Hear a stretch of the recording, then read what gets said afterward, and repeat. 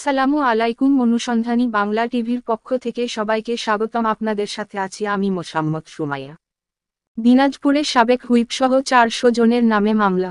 দিনাজপুরে বৈষম্যবিরোধী ছাত্র আন্দোলনে হামলা ও শিক্ষার্থী হত্যার ঘটনায় সাবেক হুইপ ইকবালুর রহিমসহ আওয়ামী লীগের 31 নেতাকর্মীদের নামে মামলা দায়ের হয়েছে।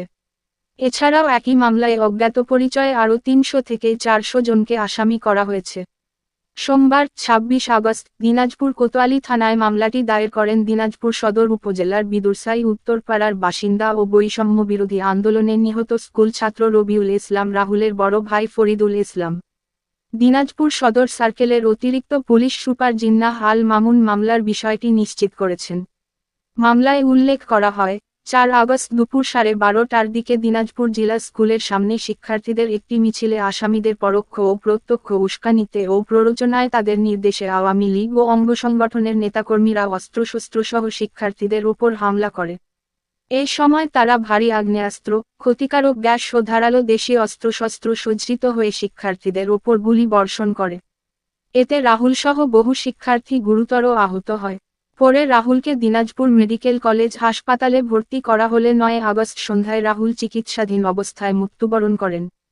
এই মামলার আসামিরা হলেন জাতীয় সংসদের সাবেক হুইপ ইকবালুর রহিম, দিনাজপুর জেলা আওয়ামী লীগের সাধারণ সম্পাদক আলতাফুজ্জামান মিতা, জেলা যুবলীগের সভাপতি রাশেদ পারভেজ, সাধারণ সম্পাদক আনোয়ার হোসেন, দিনাজপুর শিক্ষা বোর্ডের কর্মচারী ইউনিয়নের সভাপতি মাসুদ আলম, দিনাজপুর সদর উপজেলা আওয়ামী লীগের সভাপতি ও সদর উপজেলা পরিষদের চেয়ারম্যান ইমদাদ সরকার, সাধারণ সম্পাদক ও শেখপুরা ইউনিয়ন পরিষদের চেয়ারম্যান মমিনুল ইসলাম ও সাংগঠনিক সম্পাদক মানিক রঞ্জন বসাক, শহর আওয়ামী লীগের যুগ্ম সাধারণ সম্পাদক শাহ আলম, শহর যুবলীগের সভাপতি আশরাফুল আলম রমজান, 3 নং ফাজিলপুর ইউনিয়ন পরিষদের চেয়ারম্যান অভিজিৎ বসাক, 5 নম্বর শশরা ইউনিয়ন পরিষদের চেয়ারম্যান মুকছেদ আলী রানা, ছাত্রলীগের সাবেক কেন্দ্রীয় সদস্য রাকিবুল ইসলাম মিঠুন, জেলা ছাত্রলীগের সাবেক যুগ্ম আহ্বায়ক হারুনুর রশিদ রায়হান, ফাজিলপুর ইউনিয়ন আওয়ামী লীগের সাবেক সভাপতি ইউসুফ আলী তালুকদার,